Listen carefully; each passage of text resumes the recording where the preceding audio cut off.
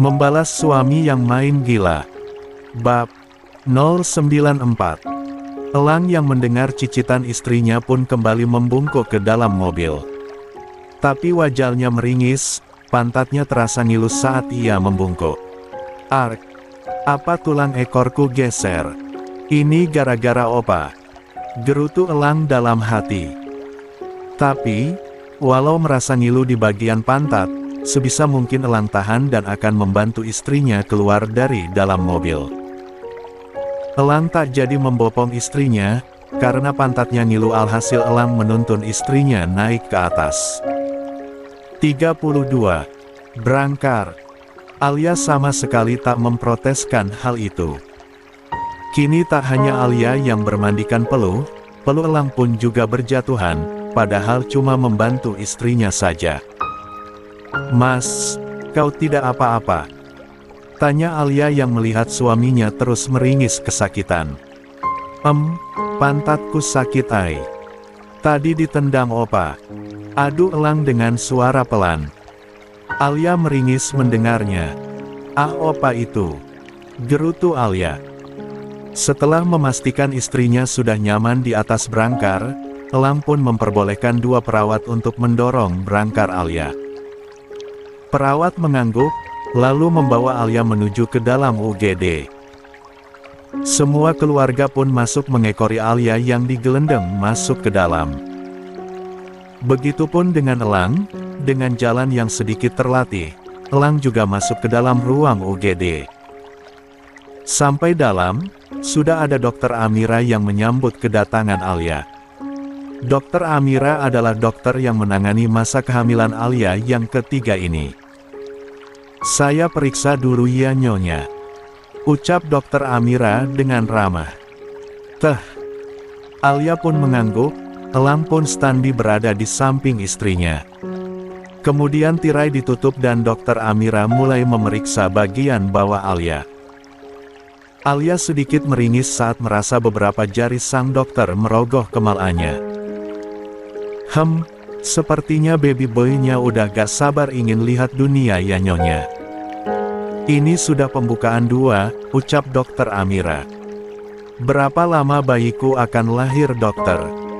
tanya elang dengan wajah yang tegang. Dokter Amira yang sudah memeriksa Alia pun melepas sarung tangannya lalu membuangnya ke tempat sampah. "Ini baru pembukaan 2 tuan, kalau prosesnya cepat, maka jam 3 sore nanti bayi akan segera lahir. Tapi semua itu tergantung kadar pembukaannya. Lahirnya bisa cepat bahkan bisa lambat dari prediksi," ucap dokter. Amira seraya melirik jam yang ada di dinding ruang UGD itu. Sekarang baru pukul 10 pagi, dan proses melahirkan sudah dalam pembukaan 2. "Nyonya kalau bisa disambil jalan-jalan ya, terus kadang kala menembungkuk. Itu bisa mempercepat pembukaan," saran Dokter Amira. Alia yang sudah punya pengalaman melahirkan pun mengangguk patuh. "Baik dokter," sahut Alia. "Kalau begitu, saya permisi dulu. Tuan bisa menemani nyonya berjalan-jalan di sekitaran taman. Nanti akan ada perawat yang terus memantau nyonya," kata dokter. Amira yang kemudian berlalu pergi. 33. Menunggu ibu melahirkan itu sangat lama, karena yang hendak melahirkan adalah istri dari pemilik rumah sakit ini, jadilah dokter.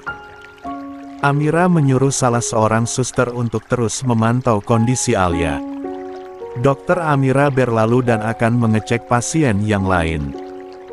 Di hari ini, bukan Alia seorang yang akan melahirkan, tetapi ada 3 lagi yang akan melahirkan di hari ini juga. Dan 2 di antaranya sudah siap melahirkan anaknya. Jadi dokter Amira akan pergi mengurusi pasien yang lain. Prediksinya terhadap Alia, bayinya akan lahir sore atau gak malam. "Ai, mau jalan-jalan?" tanya elang penuh perhatian. "SSSTTT. Nanti dulu mas, ini perutku mules lagi, kata Alia dengan suara yang tertahan. Kini ia tengah menahan sakitnya mulas di bagian perut bawahnya. Elang dengan sabar menunggui istrinya. Kak, bagaimana kondisi kakak? Beberapa menit kemudian, Triple Ken datang menghampiri kakak mereka. Kini penampilan mereka sudah berubah, bukan lagi penampilan anak kuliahan. Kinan dengan setelan jasnya, begitupun juga dengan Keanu. Sedangkan Kenzi dengan baju kasualnya. Kenzi tidak ikut bergabung ke perusahaan keluarga, ia yang mempunyai bakat perkomputeran pun mendirikan perusahaannya sendiri. Ia membangun perusahaan di bagian teknologi, ia yang gaul pun jarang memakai pakaian formal. Ia akan berpenampilan kasual dan akan memakai setelan jas jika akan mengadakan meeting saja. Kakak baik-baik saja, ucap Alia berusaha tersenyum. Semoga Allah memperlancar perjuangan kakak untuk melahirkan bayinya kak, ucap Keanu. Amin, ucap Alia dan semua yang ada di sana. Setelah Alia sudah tidak merasa sakit lagi, barulah Elang membantu istrinya untuk turun dari atas berangkar dan akan menemaninya jalan-jalan di sekitaran taman yang terdapat di rumah sakit ini. Kenapa Kak Elang jalannya aneh begitu? Gumam Keanu yang heran melihat cara jalan Elang yang aneh. Ambeyennya kumat kali, sahut Kenzi dengan asal. Emang Kak Elang punya ambeien? Tanya Keanu penasaran. Kenzi pun mengendikkan bahunya acuh. Ia hanya berbicara asal saja, dia pun tak tahu mengapa cara berjalan kakak iparnya aneh begitu. Sedangkan Oma Hana yang mendengar dan juga memperhatikan Elang pun melirik tajam pada Opa Leon. Ini semua gara-gara kamu mas, lihatlah. Cucu mantu kita jadi kesakitan begitu. Omel Oma Hana. Kok aku? Dia aja yang lemah, masak ditendang dikit aja letoy begitu. Sahut Opa Leon tak mau disalahkan. Tapi pasti sakit itu Dedi kan mantan ketua mafia. Pastilah tendangannya mematikan. Semoga saja tulang ekornya Elang baik-baik saja. Gerutu Papa Vano berbisik di dekat telinga Opa Leon. Opa Leon pun mendengus, tapi dalam hati ia juga merasa bersalah. Dalam hati ia merutuki kakinya yang lepas kendali. 34. Setelah seharian menemani istrinya, Elang pun sudah tak sabar. Layang tak tega melihat istrinya terus kesakitan pun meminta dioperasi caesar saja. Dokter, mengapa sampai malam begini istriku tidak melahirkan juga? Kita lakukan operasi saja. Sentak Elang saat hari sudah mulai gelap. Jam sudah menunjukkan pukul 7 malam, dan bayinya belum juga lahir. Saat ini Alia sudah berada di ruang bersalin, Dokter Amira juga sudah standby di sana dan sedang memeriksa Alia kembali. Sabar Tuan. Memang beginilah proses melahirkan. Dengan sabar Dokter Amira menjelaskan. Sudah pembukaan 9, sekitar 1 jaman lagi Nyonya akan melahirkan. Nyonya kembali miring ke kiri lagi ya, supaya cepat proses pembukaannya, ucap Dokter Amira memberi instruksi. Mas, kalau gak ada problem, aku maunya lahiran normal. Liri Alia kepada sang suami. Tapi aku gak tega melihat kamu terus kesakitan begini, ucap Elang sembari meneteskan air matanya. Istrinya yang kesakitan tapi Elang yang menangis. Elang tak tega melihat wanita terkasihnya kesakitan begini. Rasanya hatinya remuk redam. Alia tersenyum. Kamu ini, kayak baru pertama kali menemani aku melahirkan saja. Sudah jangan cengeng.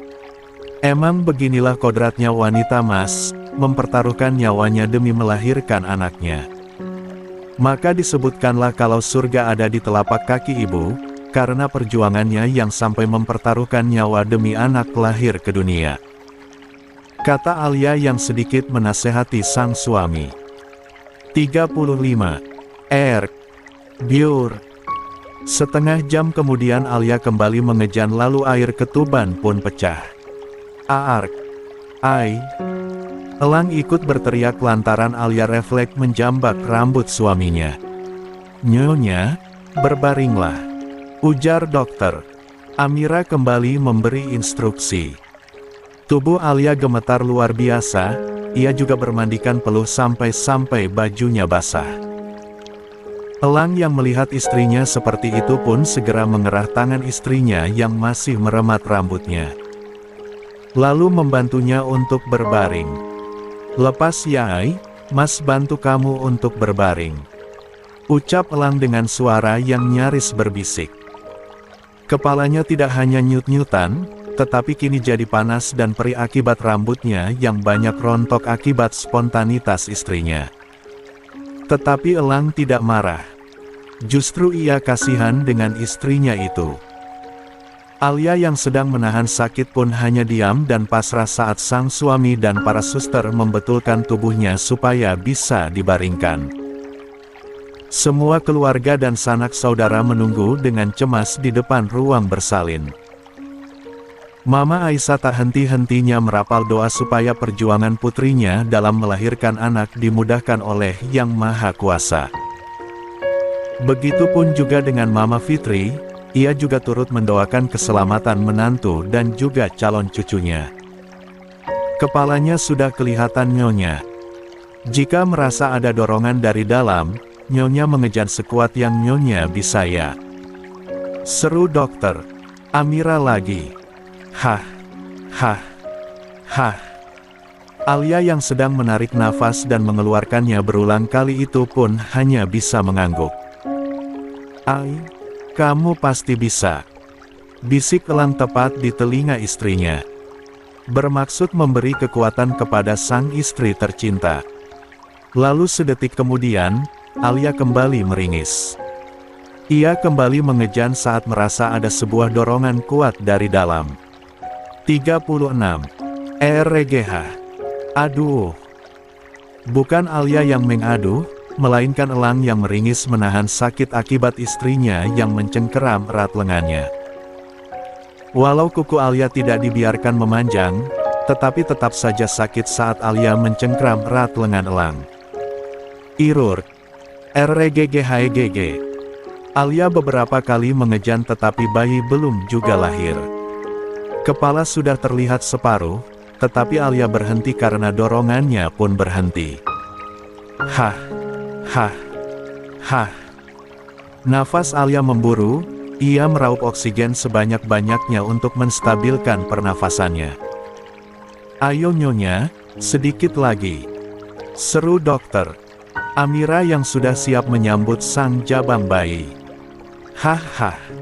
Sebentar dokter. Lirih Alia yang ingin mengumpulkan kekuatannya kembali. Sementara Elang menelirik nyeri pada lengannya, kini tak hanya kepala dan pantatnya yang ngilu. Lengan pun juga ikut ngilu dan perih. Tapi sekali lagi ia tak marah. Ia tahu kalau istrinya cuma refleks. Alia mulai mengerit saat merasakan mulas yang sangat luar biasa di perutnya. Melihat istrinya yang akan mengejan lagi, gegas Elang menjauhkan tangannya. Ia langsung mengambil alih untuk menggenggam tangan istrinya saja. Merasa akan ada dorongan kuat, Alia pun menarik nafas sedalam-dalamnya lalu. RGGGH. Erghek. 2 kali mengejan, kepala bayi pun keluar sempurna. Kali ini Alia mengejan dengan sepenuh tenaga, sampai-sampai urat kepala dan urat lehernya timbul saking kuatnya ia mengejan. Elang masih terlihat meringis, walau sudah beralih dirinya yang menggenggam tangan istrinya, tetap saja telapak tangannya masih sakit. Rasanya seperti remuk saat istrinya mencengkrami telapak tangannya. Tahan Nyonya.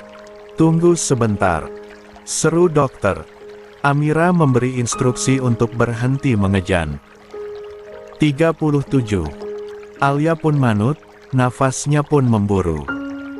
Kini ia sedang meresapi sakitnya di bawah sana yang tak bisa diungkapkan dengan kata-kata. Sungguh sakit yang teramat luar biasa. Di bawah sana, dokter. Amira sedang menata kepala bayi. Setelah itu dokter Amira kembali memberi instruksi kepada Alia. Cukup dengan berdeham atau batuk saja nyonya, maka tubuh bayi akan keluar sempurna. Ucap dokter Amira. Ehem. Alia manut, ia berdeham beberapa kali lalu bayi mungilnya pun lahir sempurna ke dunia. Oek. Terdengar tangisan bayi yang nyaring sampai memenuhi seluruh penjuru ruangan. Tangisan yang begitu kuat sampai menembus keluar ruangan. Semua keluarga yang mendengar tangisan bayi pun dengan kompak mengucap syukur. Akhirnya, yang ditunggu-tunggu pun telah tiba. Setelah seharian penuh penantian, akhirnya bayi yang ditunggu kelahirannya pun lahir dengan selamat. Alhamdulillahirobbilalamin, seru mereka. Mama Aisyah dan Mama Fitri pun berpelukan, keduanya saling mengucap selamat. Selamat, cucu kita bertambah. Ucap Mama Fitri. Ya, alhamdulillah. Semoga sehat bayi dan ibunya. Sahut Mama Aisyah. Para lelaki pun juga saling berpelukan, mereka juga mengucapkan selamat ala kaum mereka. Triple Ken juga ikut bernafas lega. Ketiganya ikut tegang menunggui kakak mereka yang sedang melahirkan. Tetapi kini mereka sudah bisa tersenyum tak kala mendengar tangisan bayi yang menggema dari dalam sana. Bude, apa bayinya sudah lahir? Tiba-tiba Kumala datang dan bertanya kepada Mama Fitri. Mama Fitri menoleh dan memperhatikan keponakan suaminya yang memakai jubah putih dengan sneli yang tergantung di lehernya. Setelah beberapa tahun, Kumala sudah resmi menjadi dokter di rumah sakit ini.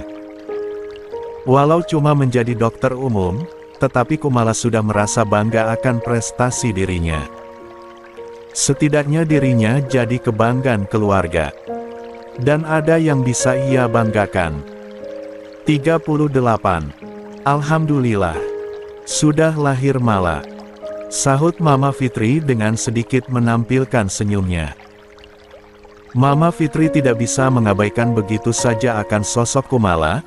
Beberapa tahun terakhir, sikap keponakan suaminya ini sudah jauh berubah, dan lagi ada ikatan kekeluargaan di antara mereka. Jadilah Mama Fitri masih menanggapi keponakan suaminya ini. Walau tak sehangat dulu sih. Alhamdulillah ya Bude. Tante. Mala ikut seneng dengarnya. Ujar Kumala seraya menampilkan senyum termanisnya kepada Mama Fitri serta Mama Aisyah. Sesekali Kumala juga mencuri-curi pandang pada sosok Kenzi yang sama sekali tak melirik ke arahnya. Kenzi asik sendiri dengan saudara-saudaranya. Dia lagi. Centil sekali sih jadi cewek. Batin Kumala membrengut kesal saat melihat Rania yang lagi nemplok pada Kenzi. Sudah selesaikah pekerjaanmu Mala? Tanya Mama Fitri saat melihat Kumala masih betah berdiri di sampingnya. Perhatian Kumala kembali beralih kepada Mama Fitri. Iya Bude. Pekerjaan Mala sudah selesai, ini sudah mau pulang. Tapi pas saat dengar Mbak Alia mau lahiran aku sempatkan menjenguk sebentar. Sahut Kumala yang menampilkan senyumnya kembali. Kini bukan Elang lagi yang menjadi incaran Kumala, melainkan Kenzi yang telah membuat hatinya berdebar-debar beberapa tahun yang lalu. Tapi sayang, setelah beberapa kali ia berusaha untuk mendekati Kenzi, Kenzi selalu bersikap cuek dan acuh kepadanya. Tapi Kumala tak pantang menyerah. Baginya cinta memang butuh diperjuangkan. Tiba-tiba saja dua suster keluar dari dalam ruang bersalin. Keduanya terlihat terburu-buru dan setelah beberapa saat kemudian kedua suster itu kembali dengan membawa beberapa kantung darah di tangan mereka. Sontak saja, Melihat itu semua keluarga pun bangkit berdiri. Rasa panik pun tiba-tiba menyerbu mereka. Semua. Sedangkan di dalam ruangan juga tak kalah tegangnya. Elang terus berusaha memanggil nama sang istri beberapa kali guna menyadarkannya. "Ai, bangunlah. Jangan begini. Kamu jangan bercanda sayang. Bangunlah." Seru Elang seraya menepuk-nepik pipi sang istri dengan pelan. Setelah melahirkan dan melihat putranya lahir dengan selamat, tiba-tiba pandangan Alia mengabur. Dokter Amira syok saat melihat Alia pendarahan. Alia mengalami pendarahan hebat yang kini membuatnya tak sadarkan diri. "Tuan, tolong minggir sebentar. Biar kami melakukan penanganan pada nyonya," seru Dokter Amira yang menyuruh Elang untuk minggir. Elang mundur dengan wajah yang basah penuh air mata. "Kumohon, jangan tinggalkan aku," lirih Elang dengan hati yang nelangsa. Tak kuasa melihat istrinya yang tak sadarkan diri dengan banyak darah yang menggenang di bawah sana. 39. Elang hanya bisa melihat istrinya saat tim dokter berusaha untuk menolongnya. Otak cerdasnya mendadak kosong tak kala istrinya yang sedang dalam antara hidup dan mati. Dokter Amira terlihat kembali menyuntikkan sesuatu di paha istrinya. Yang bisa Elang lakukan saat ini hanyalah berdoa dan berdoa. Sementara bayi mereka sedang diurus oleh beberapa suster. Setengah jam kemudian, tim dokter pun dapat bernafas lega. Setelah semua upaya yang mereka lakukan, akhirnya pendarahan Alia dapat dihentikan. "Tolong lanjutkan ya," ucap dokter Amira kepada para asisten. Wajah dokter cantik itu terlihat sangat kelelahan. "Bagaimana kondisi istriku?" tanya Elang saat melihat dokter Amira sedang melepas sarung tangan dan beberapa atribut lainnya. Sedari tadi Elang hanya berdiri mematung seraya menatap istrinya yang tak sadarkan diri. Wajahnya pun ikut pias. Ia merasa takut kehilangan. "Alhamdulillah Tuan. Pendarahan dapat dihentikan. Tapi kondisi nyonya masih belum stabil. Bisa dikatakan kritis lantaran kehilangan banyak darah. Setelah dibersihkan nanti, nyonya akan segera dipindah ke ruang ICU," kata dokter Amira. "Kenapa bisa sampai seperti ini? Bukankah istriku tidak punya riwayat apa-apa?" kata Elang dengan rahang yang mulai mengeras. "Maafkan kami Tuan. Tapi semua di luar prediksi," cicit dokter Amira seraya menundukkan kepalanya. Melihat wajah Elang yang seperti itu, dokter Amira pun segan dan juga sedikit merasa takut. Padahal dirinya sudah berusaha melakukan yang terbaik, tetapi melihat pasien spesialnya hari ini yang hampir meregang nyawa pun entah mengapa membuat hati dokter Amira tercubit. Saya permisi dulu Tuan." Melihat tidak ada pergerakan apapun pada sosok Elang, dokter Amira pun berpamitan. Tak lama bayi Alia yang sudah dibersihkan pun diberikan kepada Elang. Dengan wajah yang menahan tangis, Elang menerima tubuh mungil putranya itu. Lelehan air mata pun mulai berjatuhan dari mata tajam Elang, bibirnya mulai bergerak untuk mengumandangkan azan di telinga kanan putra kecilnya itu.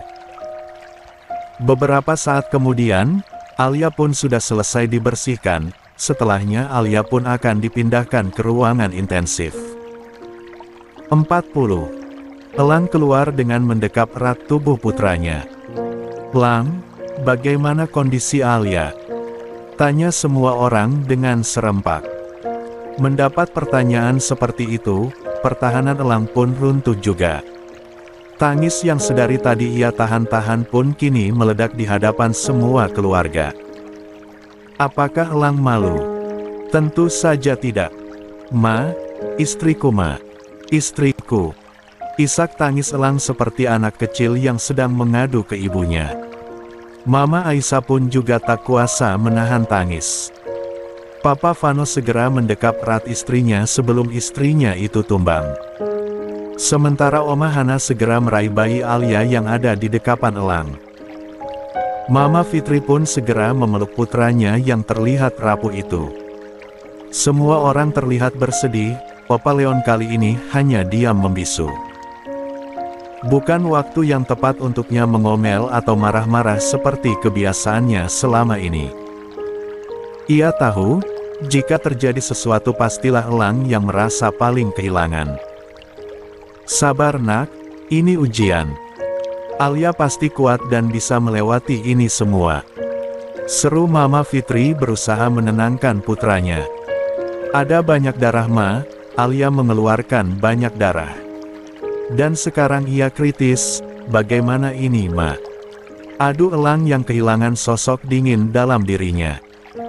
Dihadapkan situasi yang seperti ini membuatnya seolah kembali menjadi anak kecil yang baru berumur 5 tahun. Kuatlah elang, lebih baik kita semua mengadakan doa bersama, supaya Alia mendapatkan rahmat darinya. Ucap Mama Fitri.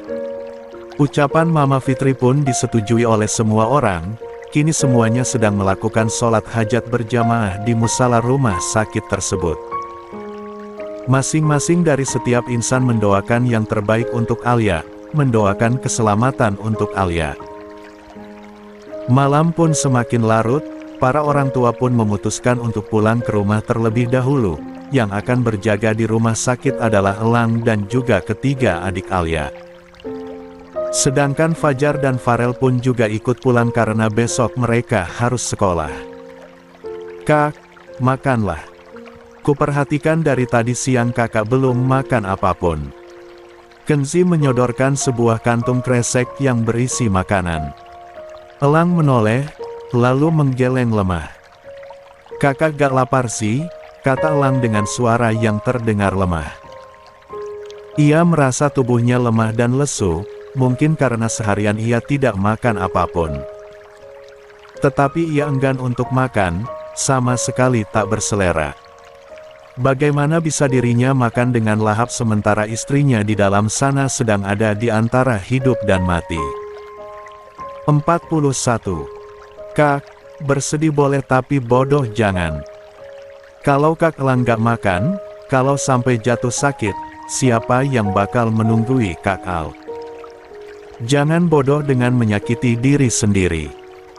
Jika kakak makan tubuh pun akan bisa diajak kerja menunggui Kak Al. Oceh Kenzi. Makanlah Kak, aku tak mau kakakku bersedih jika siuman nanti melihat suaminya yang jadi ikutan sakit gara-gara tak mau makan. Cetus Kinan menimpali. Semuanya pun terdiam, setelah beberapa saat Elang pun setuju untuk makan. Ia meraih kantong kresek yang Kenzi letakkan di sampingnya dan segera mengeluarkan isinya. Dalam diam, Elang mulai makan sesuap demi sesuap. Tak sadar makanan tersebut pun sampai habis tak bersisa. 1 malam telah berlalu. Pagi ini dokter akan memeriksa bagaimana perkembangan kondisi Alia. Bagaimana keadaan istriku? Apakah dia sudah sadar? Cerca Elang tak sabar setelah dokter Amira keluar dari ruangan ICU. Pagi ini, semua keluarga sudah berkumpul kembali.